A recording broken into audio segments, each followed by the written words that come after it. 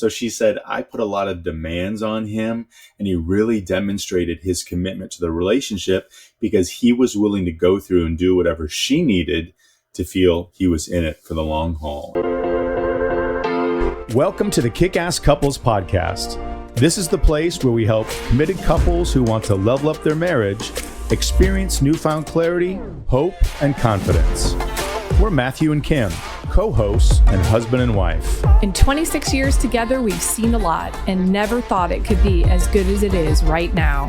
We're here to help you successfully navigate the messy, dirty, and wonderful world of marriage. We believe all couples deserve and are capable of experiencing an extraordinary and fulfilling marriage. And each week, we're bringing you life lessons from real-life successful couples to help you grow and strengthen your relationship. We'll get started right after this message.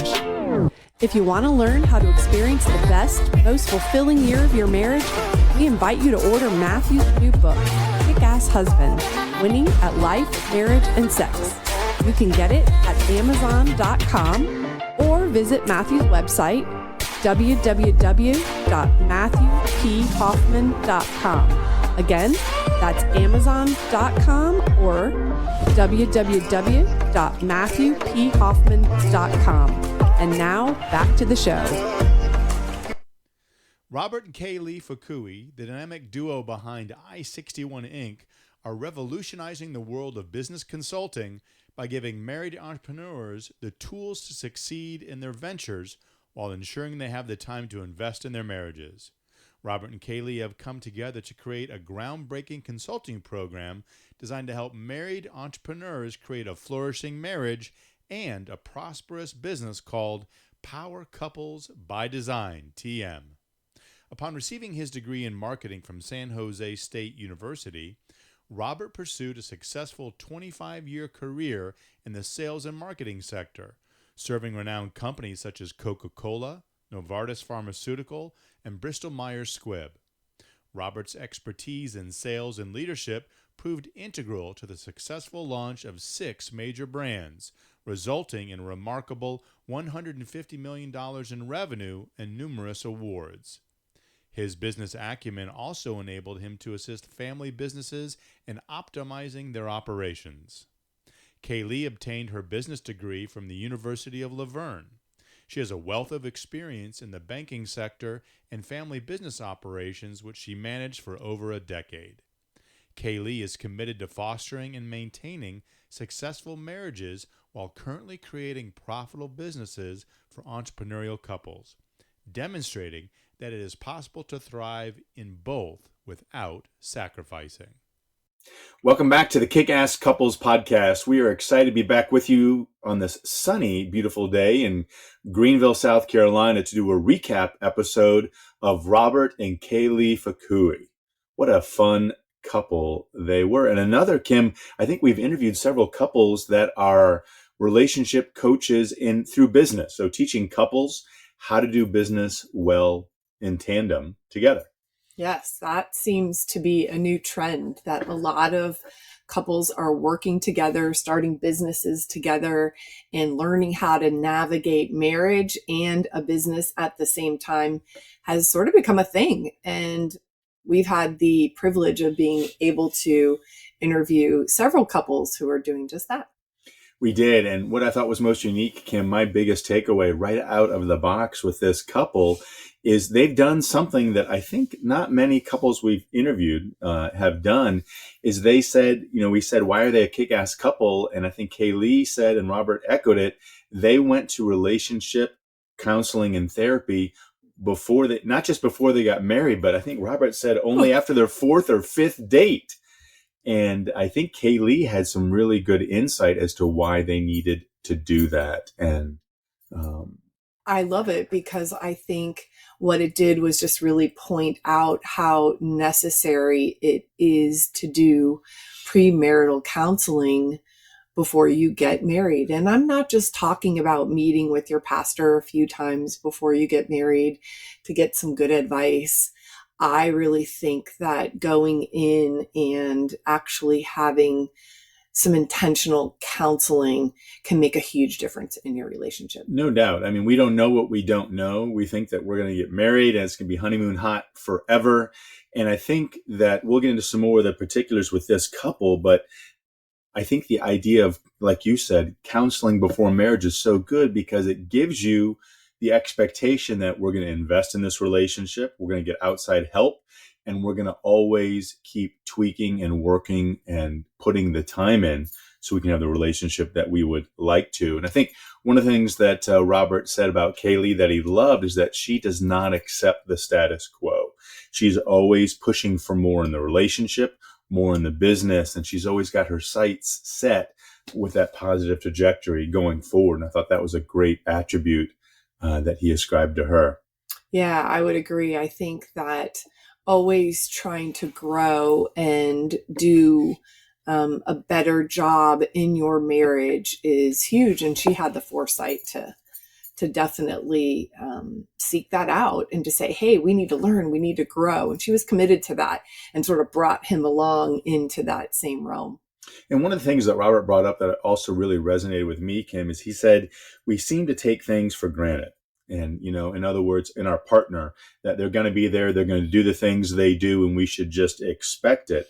And she said that Kay Lee is also really good at not taking things for granted, meaning giving the recognition and having great communication and really pushing to celebrate and to keep things moving forward with their relationship and intentionality. And I thought that that was a great mindset. Yeah, you know, and that's one thing I really appreciate about you is that is something that you have always done personally and with us as well. I remember when you came to me with the Love Languages book by Gary Chapman and said, here, I think we should read this and talk about this. And so I think having the intentionality of growing and really working on your marriage is huge. And not all couples have that, right? You were in that space. I wasn't, but you brought me along into that space, and you can see how it really has enriched our marriage. Yeah. And it was also fun. I think my next big takeaway is to look kind of back in this couple. I appreciate that compliment, by the way. And just so everyone out there knows that Kim is a growth mindset person, and she has embraced that, and that she's pulling me along. And it's fun because we kind of have a competition of how we can each keep each other accountable and in that investment and that ongoing love affair that we have. And so I love that. And we always like to look back with couples and say, you know, grandpa's in your bones and what did love look like growing up? And I think Robert had the interesting position of being a PK, he said, a pastor's kid. And his dad was intense and certainly loving and modeled commitment. He said that was really modeled well, but what wasn't modeled was communication and conflict resolution. So he didn't know what that was like. And I think that Kay Lee recognized that. And that was another thing that they kind of dumped into some of the therapy and counseling that they got before they got married. Yeah, I think you would, I think it was surprising to him that as a pastor, his father did not model communication and conflict resolution well. And so that is something that he had to learn from her and learn from his therapist as well. And so I just, again, being able to say, hey, this is lacking in our relationship, and how can we fix it? How can we make it better? That's huge. It is. And I think Kay Lee came from an entrepreneurial family, and she said, dad worked 6 days a week, and she kind of gave a great watch out, which I think I have fallen in the trap of, and maybe a lot of our listeners have as well. She said that the business became the mistress because it wasn't an individual, but was his love and dedication or manic focus on work that really took him away from the family. And I think that's really a dangerous. We think, especially I think men fall into this probably a little more than women, that we think we're supposed to be the provider, we're the gatherer, that we have that sole responsibility instead of a shared responsibility with our spouse. Even if the spouse is working full time in the home, it's hard not to take that on and think that you've got to do this. So what's the answer? Work more, work harder. And you begin to lose those connections with your spouse. And I think she saw that modeled and said, this is not going to happen in our relationship. And she too, I think, was a little bereft of communication. She said, people in my family walked along with all these emotions held inside, and then it just kind of exploded out. Yeah, definitely. What else did you? Well, I've been sharing. What's your next takeaway? I want to hear from you, sister. So, I think my biggest takeaway was that part of Robert's history was that he was in a previous relationship. He was married prior to Kay Lee. And when I guess his wife was out one day, she ended up having a car accident and she died in that accident. Yeah. And so he came to this relationship with some past trauma. And Kay Lee noted that right away. And I think that was really the catalyst for her saying, hey, you need to get counseling after 4 dates. I think that there's some potential here in our relationship, but I want to make sure that you have dealt with this past trauma and you have been able to work through it, because I don't want to get a year down the road and investing all this time and energy into the relationship and,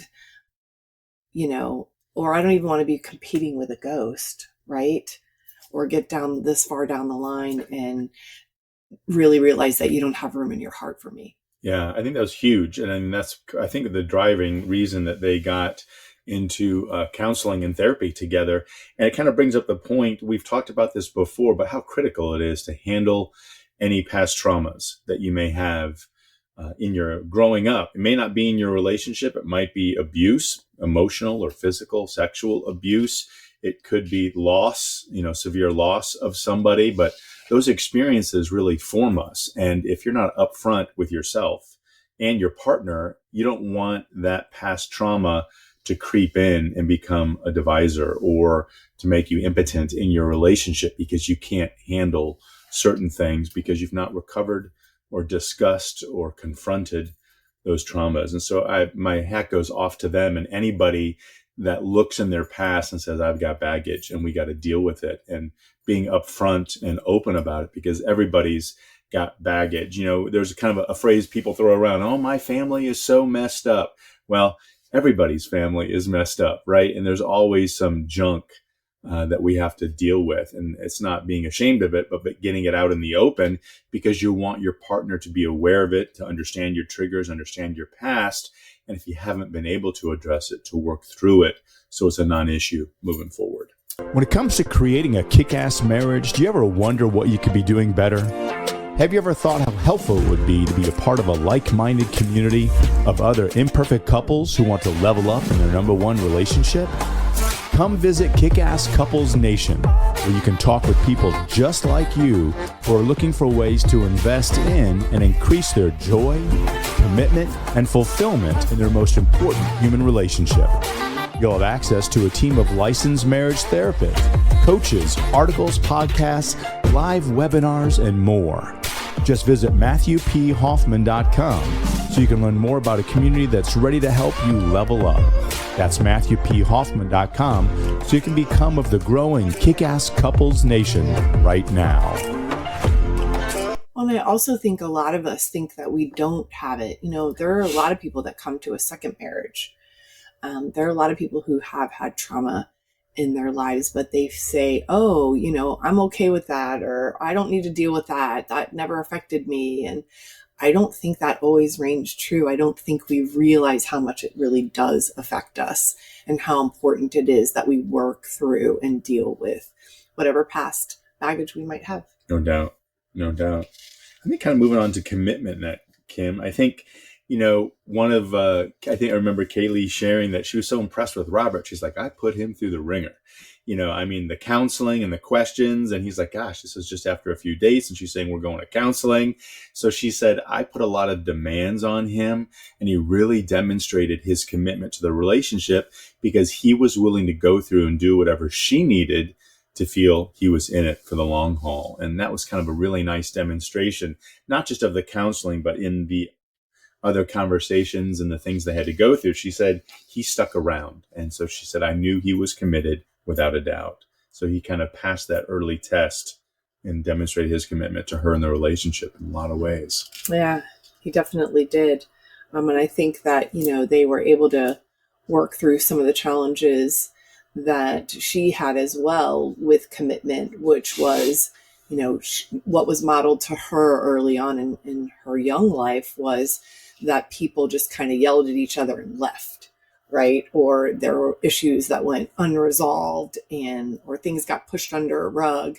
No one dealt with conflict. And she said that he was willing to work through a lot of these things with her. And he said, he demonstrated his commitment by saying, I'm not going to go anywhere. I'm right here. Right. I'm here to resolve and we're going to work through this no matter what. And I think another issue about commitment, Kim, you and I dealt with this, and I'll get to that in a minute. But when you're thinking about commitment or your commitments, there's not just commitment in the relationship. I'm committed to you. That's huge. And your partner should unequivocally know that you are committed. You're not going anywhere. No plan B. We've talked about that a lot. But then there's the idea of other commitments. Like, what are you committing to?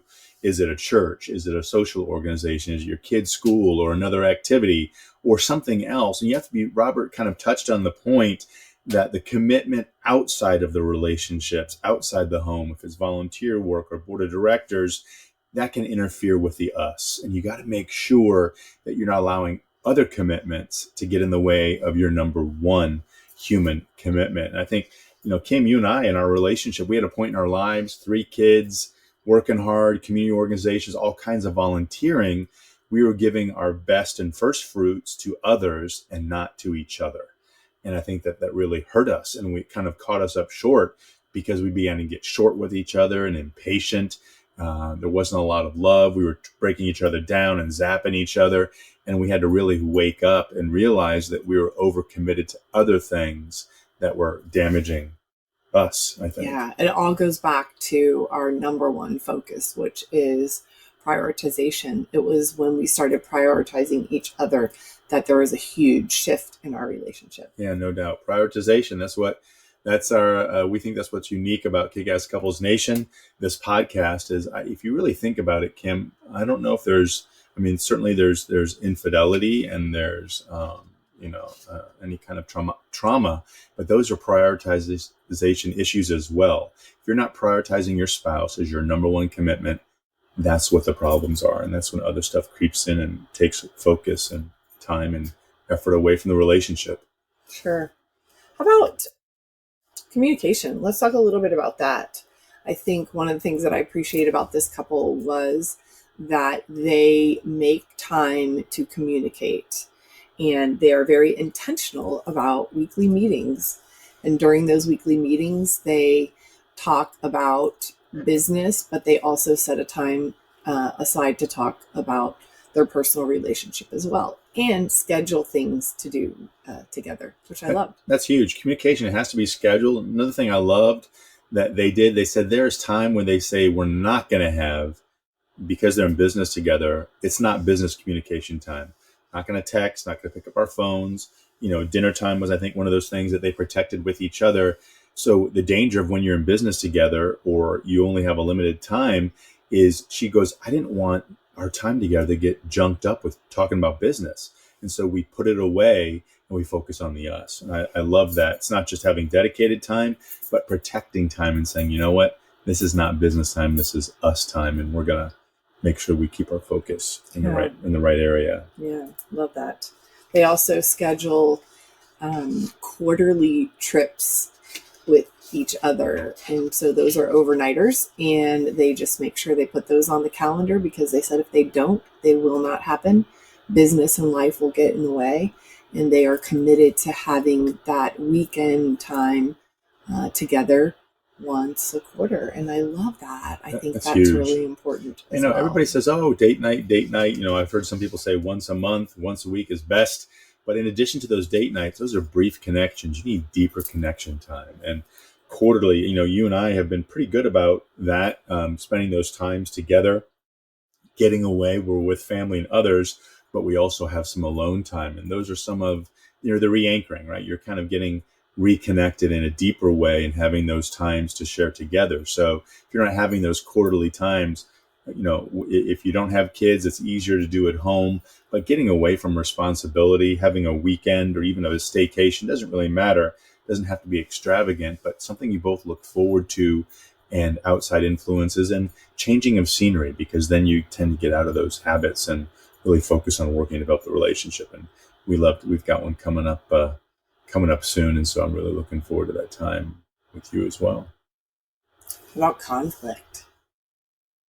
I think they had a funny story regarding some dinner they were going to be cooking, and there was some confusion over a green chili. Green chili.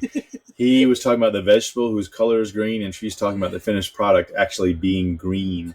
And, it talked about kind of, I think he said we're arguing over the same words, but different opinions and perspectives. And, we always like to say there's two opinions in every situation, and they're both right. And valid. Yeah, it's not that I'm right and you're wrong, or you just don't get it and I do, or right. And I think it's really understanding that empathy and getting in the other person's shoes. And I said, Robert said, he said he identified this chili story as one of the experiences where he kind of screwed up because he was adamant in his viewpoint and understanding. And he said he didn't know if it was kind of, the Asian culture that's typical, but also being a man, not wanting to admit you're wrong. He was digging his heels in. But so important, doesn't matter if you're male or female, but willing to be wrong or say, hey, I screwed up, or maybe I messed up there, and be a little bit more self-effacing. But he said in that moment, he in a funny way realized, and it's now a joke in their house about the green chili, because it came about because she said, you never tell me what you want for dinner, and I try to plan. And so this was his idea to say, I want green chili, but that sparked a disagreement for them. And I think that the important thing about conflict, and they demonstrate it really well, Kim, is that it's not about being right or wrong. It's really about finding understanding. Exactly. And if we're talking about something or arguing, having a lively discussion, as I call it, right? We don't argue. We just have lively discussions. It's for me to understand, why is it so important to you? What's the dream within the conflict?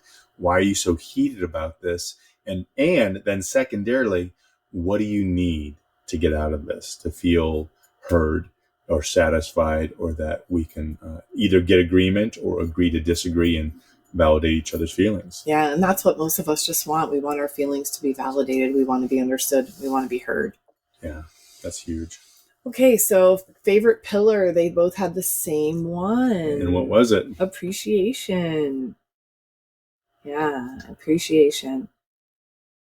They both want to really feel like they are validated, like we just said, and appreciated. Even not just the small things, or not just the big things, but the small things as well, the everyday things. Yeah, not taking your partner for granted. If you're always looking for a way to show appreciation, it's just expressing gratitude for, it could be just the little teeny things, not always the big ones, and that builds such a bond and creates trust when you express that. Yeah, and I think one of the things that Robert said, that one time they were in the middle of a disagreement, and Kay Lee just stopped and said, I think that you'll make the best decision for us. And I think that really blew him away, because that empowered him to know that she trusted him and that she felt like he would make the very true and best decision for the relationship, for the us. Yeah, she put the us in there. She said, hey, as long as you make the best decision for us, you'll do it. I feel confident. And I did catch him off guard. And I love that, because she just dropped the rope. She stopped pulling, diffused it. Hey, I trust, appreciate you, and I know you'll take care of it. Set the expectation and really made it easy. I think they have such a great example, somebody that works together, they live together, and, anything else, Kim? I mean, we don't want to talk about all the goodies with this couple. We want you to listen to the whole episode. There's a lot of fruit in this particular episode, especially if you have dealt with some past traumas. You'll hear a little bit more about why they did their counseling and sort of what led them to that.